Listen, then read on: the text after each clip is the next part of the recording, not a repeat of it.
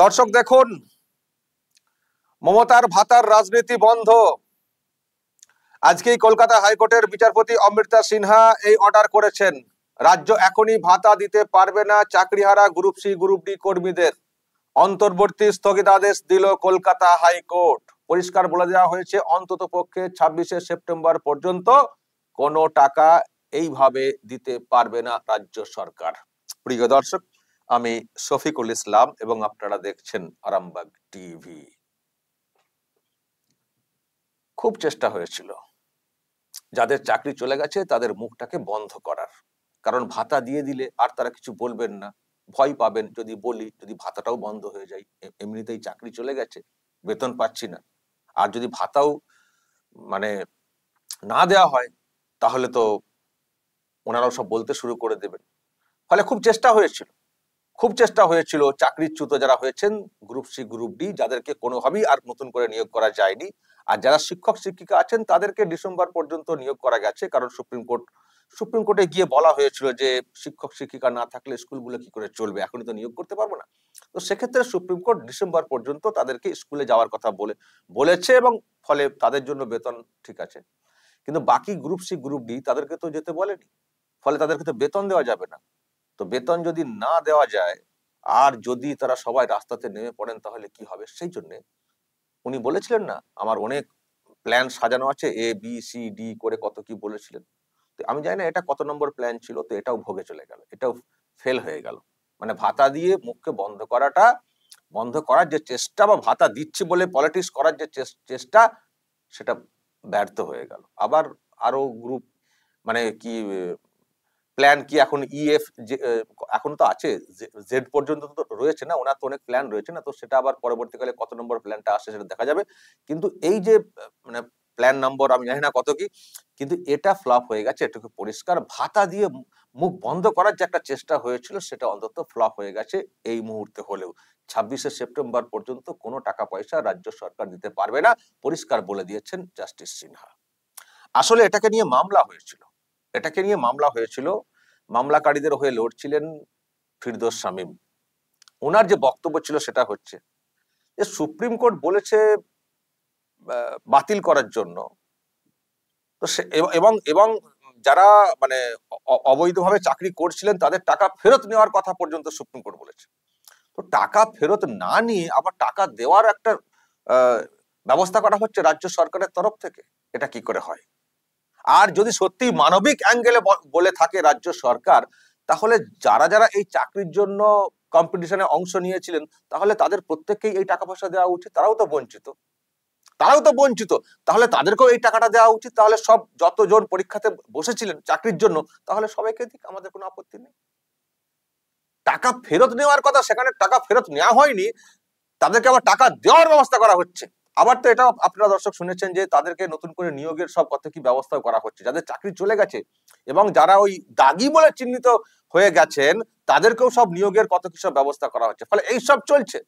মানে supreme court যেভাবে একটা স্বচ্ছতা মেনটেন করে ব্যবস্থা নেওয়ার কথা বলেছে সেগুলোকে মানা হয়নি, উপরন্তু রাজ্য সরকার তাদেরকে টাকা পাইয়ে দেওয়ার চেষ্টা করছে। এটা কি করে হয়? যদি সত্যিই মানবিক অ্যাঙ্গেলে দেওয়ার ইচ্ছে থাকে তাহলে সকলকে দেওয়া, কেন শুধু একটা অংশকে দেওয়া হবে? আসলে দেওয়া হচ্ছে ওই একটাই কারণ, যাতে করে তারা ক্ষোভ বিক্ষোভে নেমে না পড়েন আর কালীঘাট না তারা ঘেরাও না করে ফেলেন। বা অনেকে তাদের মধ্যে হয়তো সবাই যে গ্রুপ সি গ্রুপ ডি অযোগ্য সেটা আমিও মনে করি না, কিন্তু একটা বড় অংশ অযোগ্য। তো এখন তাদেরকে নিয়ে বেশি ভয়, আবার তারা না টাকা পয়সা চাইতে শুরু করে দেন, টাকা ফেরত দাও। ফলে এটা জাস্ট ললিপপ দিয়ে, ভাতা দিয়ে আর দিয়ে থামিয়ে রাখার চেষ্টা, মুখগুলোকে বন্ধ রাখার চেষ্টা, যে চাকরিতে চলে গেছে যা দেবো তাতেই তারা সন্তুষ্ট হয়ে থাকবেন, ফলে মুখটা বন্ধ করে থাকবেন, এই চেষ্টাটা হয়েছিল। কিন্তু জাস্টিস সিনহা দেখেছেন পরিষ্কার করে খতিয়ে, যেটা কেন বসে বসে মাইনে পাবেন সরকারি কোষাগার থেকে, সরকার তাতে কি পাবে? সরকার সেই জন্য কি ব্যবস্থা করেছে? আর সরকার কি এইরকম ব্যবস্থা আগে কখনো করেছে? যাদের কোনোভাবে হয়ে গেছে মানবিক অ্যাঙ্গেলে, তাদের পাশে কি কখনো সরকার দাঁড়িয়েছে? এরকম স্কিম কি রয়েছে, নাকি নতুন করে চালু করতে চলেছে? তাহলে বলুক সরকার। এইসব প্রশ্ন উঠেছিল, তো হলফনামা চাওয়া হয়েছে, জাস্টিস সিনহা হলফনামা চেয়েছেন। তো এখন বলতে হবে রাজ্য সরকারকে আরো বিস্তারিত। এবার কি করবে রাজ্য সরকার? হায়ার বেঞ্চে যাবে, সুপ্রিম কোর্ট যাবে, যাক না একবার সুপ্রিম কোর্টে, ধাক্কা দিয়ে ছুঁড়ে ফেলে দেবে। সুপ্রিম কোর্টে একবার যাক, নিশ্চয়ই সুপ্রিম কোর্টে এখানে যারা লড়েছেন আইনজীবী তারাও সেখানে গিয়ে বলবেন যে আপনারা বললেন স্বচ্ছ নিয়োগ করার কথা, এখানে যাদের চাকরি চলে গেছে তাদের টাকা ফেরত তো দূরের কথা, আবার মানে অযোগ্যদের মানে যারা আর কি দাগী তাদের কাছ থেকে টাকা ফেরত নেওয়া তো দূরের কথা, আবার টাকা দেওয়ার ব্যবস্থা করছে। আর সব থেকে অবাক বিষয় দর্শক, নিশ্চয়ই হয়তো আপনারা অনেকে জানেন, নতুন করে এসএসসির ফর্ম ফিল আপ করা হচ্ছে নতুন করে পরীক্ষা নেওয়ার জন্য, কিন্তু যাদেরকে বাদ দেওয়ার কথা বলা হয়েছে তাদেরকে এখনো টার্মিনেশন লেটার দেওয়া হয়নি। এখন তো অনেকে বলছেন যে তারাও হয়তো অনেকে ওখানে অ্যাপ্লাই করে বসবেন, কি করে বুঝবেন? তাদেরকে এখনো টার্মিনেট করা হয়নি, আর উনি তো বলেছেন টার্মিনেট তো আমি করিনি, বলেছেন না? আপনারা যান না কাজে। দর্শক মনে আছে বক্তব্যটা, কত আশ্বাস উনি দিয়েছিলেন, আর যারা অযোগ্য তাদের চাকরি বাঁচাতে খুব মরিয়া হয়ে থাকেন। আমি দর্শক একটু শোনাই সকলকে কি ধরনের আশ্বাস দিয়েছিলেন। চাকরি সবার থাকবে, একেবারে গ্রুপ সি গ্রুপ ডি থেকে শুরু করে যারা শিক্ষক শিক্ষিকা আছেন প্রত্যেককেই উনি আশ্বাস দিয়েছিলেন নেতাজি ইন্ডোর স্টেডিয়ামে। এটা এটা কোন জায়গায়, নেতাজি ইন্ডোর না কোথাও একটা, যাই হোক কি বলেছিলেন দর্শক একবার শুনুন। আমরা চাকরি দেব আর ওরা চাকরি খাবে। আমি পরিষ্কার বলছি, শিক্ষার্থীরা শিক্ষক শিক্ষিকারা যারা বসে আছেন গতকাল থেকে, কেন বসে আছেন এই গরমের মধ্যে কষ্ট করে? আপনারা স্কুলে যান। আমি তো আপনাদের বলেছি, সুপ্রিম কোর্টে আপনাদের টাকা বন্ধ করে দিয়েছিল, চাকরি বাতিল করে দিয়েছিল, কিন্তু আমরা তো রিভিউ পিটিশন করেছিলাম এবং তাতে তো আমরা বলেছি যে আপনারা মাইনে পাবেন এবং সিস্টেম অনুযায়ী মাইনে আপনাদের কাছে চলে যাবে। এর জন্য কারো প্ররোচনা দেওয়ার দরকার নেই, দাঙ্গা করার দরকার নেই, উত্তেজনা করবার দরকার নেই। আর গ্রুপ সি ডি যেটা বাতিল হয়েছে, আমাদের আইনজীবীদের সাথে পরামর্শ করতে দিন। আমরা আইনজীবীদের সাথে পরামর্শ করে বাদবাকিটাও আমরা নিশ্চয়ই আবার দরকার হলে রিভিউয়ে যাব। এমন পরামর্শ করেছেন, তারপর এমন সিদ্ধান্ত নিয়েছেন, ধাক্কা খেয়ে চলে এসেছেন কলকাতা হাইকোর্ট থেকে। এই তো এখানকার রাজ্য সরকার, এই তো এদের মন মানসিকতা।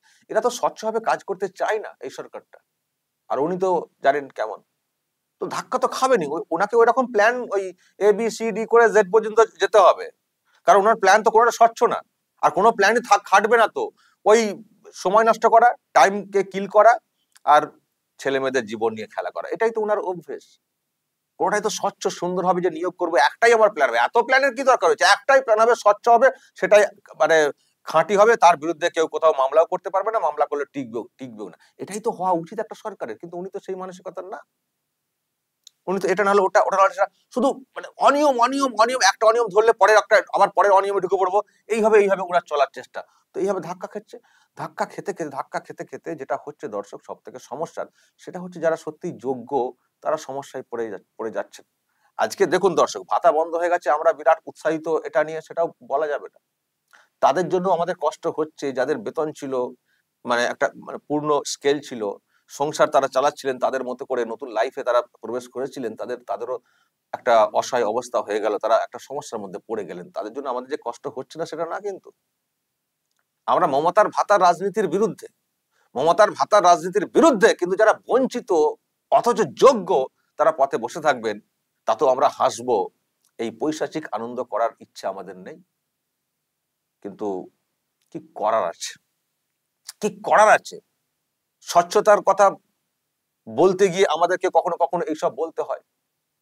যারা ভাতা হিসেবে কিছু পাবেন ভেবেছিলেন একেবারে অসহায় অবস্থা থেকে, হয়তো আমার কথাতে তারাও খানিকটা কষ্ট পেতে পারেন, তাদের ভবিষ্যৎ, তাদের সংসারের কথা ভেবে।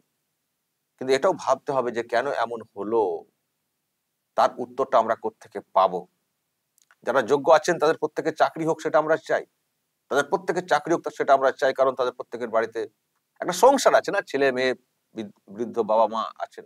অবশ্যই আমরা জানি একটা আর্থিক সংকট কত বড় সংকট, সেই সংকটের মধ্যে সামান্য কিছু পেলেও সেটা কতটা উপকারী সেটা আমরা বুঝি, কিন্তু এটা কি পার্মানেন্ট সলিউশন? এটা আপনাদেরকে বুঝতে হবে। এটা কি পার্মানেন্ট সলিউশন? আমার যেটা মনে হয়, এই যে বেঞ্চি যাক না কেন, টিকবে না। এটা এটা এটা দেখুন, যে কোনো মানুষ শুনলে দেখলেই বলবে এটা অনিয়ম, এটা এটা কখনো কোর্টে টিকতে পারে না। আমাকে তো একজন ফোন করেছিলেন আমি কদিন আগেই, কি লেবার ডিপার্টমেন্ট না কি ডিপার্টমেন্ট থেকে এই টাকা পয়সা নাকি দেওয়ার সিদ্ধান্ত হয়েছিল 20,000 এবং 25,000। তারা বলছেন আমরা নিজেরা তো লেবার ডিপার্টমেন্টে কাজ করি, আমাদের তো বেতন এখন এতটা হয়নি। ভাতা হিসেবে যেটা দেওয়া হচ্ছে এই ডিপার্টমেন্ট থেকে, কি শ্রম আইন না কি মেনে অমক তমক ওই আইন, বুঝেছেন না? আমরা যে ডিপার্টমেন্টে চাকরি করি আমাদের তো বেতন এত দেওয়া হয় না, তাহলে এটা কেন হচ্ছে? এটা কি ভাতা, কি ভাতা আবার এত কিসের? অনেকে বলেছেন। ফলে এক নম্বর হচ্ছে ভাতা দেওয়া ঘুরপথে, যেখানে কোর্ট বলেছে বাতিল করো, এগুলো টিকে না, এইসব মামলা টেকে না। যেই বেঞ্চেই যাক যাক না কেন সরকার, এই মামলা টিকবে না। এটা জাস্ট ললিপপ। বরং শুরুতেই যে এটা সামনে চলে এলো, এটা বোঝা উচিত যারা গ্রুপ সি গ্রুপ ডি যারা চাকরিচ্যুত হয়েছেন, যে আমাদেরকে ললিপপ দেওয়া হচ্ছে, ঢপ দেওয়া হচ্ছে, এটা কখনো টিকতে পারে না, এটা কখনো সলিউশন হতে পারে না। সুপ্রিম কোর্টে গিয়ে তো একদমই টিকবে না, এটা ললিপপ। ফলে চুপ না থেকে সরব হন, চুপ না থেকে সরব হন। আবার দেখবেন একটা কিছু বের করা হবে, আবার কিছু একটা বের করা হবে, কিন্তু সেগুলো সলিউশন হবে না, টিকবে না। আপনারা সরব হন, মুখ বন্ধ না রেখে বলে দিন, ডিরেক্ট বলে দিন। আর যারা টাকা দিয়ে চাকরি পেয়েছেন তারাও বলুন। আমি তো প্রথম থেকে বলে এসেছি, আমি যেমন এইসবের মানে এই যে স্বচ্ছ নিয়োগের ব্যাপারে কথা বলছি, দুর্নীতির বিরুদ্ধে, কিন্তু যারা টাকা দিয়ে চাকরি পেয়েছিলেন তারা যদি টাকা ফেরতের মুভমেন্ট করেন, সেখানেও আরামবাগ টিভি থাকবে। কারণ আপনারা একটা ফাঁদে পড়েছেন, সেটা পরিষ্কার বুঝতে পারছি, অনেকেই ফাঁদে পড়েছেন। তো সেই টাকা উদ্ধারের ক্ষেত্রে যদি আপনারা কেউ সরব হন, আরামবাগ টিভি তাদের পাশে থাকবে। কারণ ওটা একটা বড় প্রতারণা, যার ভিত হওয়া উচিত। আমি তো আগেই বলেছি, যারা চাকরিচ্যুত হয়েছেন তারা সাজা পেয়ে গেলেন, যারা চাকরিচ্যুত হয়েছেন তারা সাজা পেয়ে গেলেন। আমরা তো এদের এদের সাজাতে এইভাবে দেখতে চাইনি। হ্যাঁ, যারা একেবারে সাদা খাতা জমা দিয়ে চাকরি পেয়েছেন তাদেরকে আমরা কখনো মানে এ করি না, তাদেরকে আমরা কখনো মান্যতা দিতে পারি না, তারা ভীষণ অপরাধ করেছেন। কিন্তু যারা করিয়েছেন তারা তো সব থেকে বড় অপরাধী, যারা ফাঁদটা তৈরি করেছিলেন, যারা এইটা ব্যবসা আকারে নিয়ে চলে এসেছিলেন, তারা তো সব থেকে বড় অপরাধী। তো তাদের শাস্তিটা তো আগে দরকার। সাদা খাতা আমি জমা দিলেই চাকরি হয়ে যাবে? সাদা খাতা জমা দিয়ে চাকরি দেওয়ার যদি প্রসেস না থাকে, তো সেই প্রসেস যারা করেছেন তাদের শাস্তি তো সব থেকে আগে হওয়া উচিত, এবং তাদের সব থেকে শাস্তি বড় হওয়া উচিত। তাদেরকে শাস্তি না দিয়ে শুধু মানে এই চাকরিজীবীদেরকে শাস্তি দেওয়াটা, এবং তাদের মধ্যে যোগ্যরাও শাস্তি পেয়ে গেলেন, এটা তো আমরা চাইনি। তো এটা তো আমরা চাইনি। তো যাই হোক, এখন তো জট পেকে গেছে, এর জন্য অবশ্যই রাজ্য সরকার দায়ী। যদি ওই যোগ্য অযোগ্যকে আলাদা করে দিত প্রথম থেকেই, তাহলে আজকে যোগ্যরাও রাস্তাতে বসতেন না, আর total group C group D সবার চাকরি কিন্তু চলে যেত না। ফলে আমার মনে হয় না আর চুপ থাকার মতো কোনো জায়গা রয়েছে। এরপর যতই প্ল্যান কষুন না কেন, মানে প্ল্যান দেখান না কেন উনি বা ওনারা, মুখ্যমন্ত্রী বা তার লোকজনেরা, একটাও কিন্তু টিকবে না। কারণ অনিয়ম পুরোপুরি আনার্থ হয়ে গেছে, প্রকাশ্যে চলে এসছে। যাই করবেন সেটাই অনিয়ম, যাই করবেন সেটাই অবৈধ। ফলে কিছু টিকবে না। তাই প্রত্যেকের সরব হওয়া উচিত। আর টাকা ফেরতের দাবিতে যদি কালীঘাট এলাকাতে দিয়ে থাকেন, টাকা যদি ওখানে পৌঁছে থাকে, চলুন কালীঘাট। দর্শক বলবেন, যদি আপনাদের এই নিয়ে কিছু বলার থাকে অবশ্যই বলবেন কমেন্ট বক্সে, এবং বিচারপতি যে অর্ডারটা করেছেন সেই সম্পর্কে যদি আপনাদের কোনো মতামত থাকে বলবেন, যা বলার, এবং নজর রাখবেন আরামবাগ টিভিতে।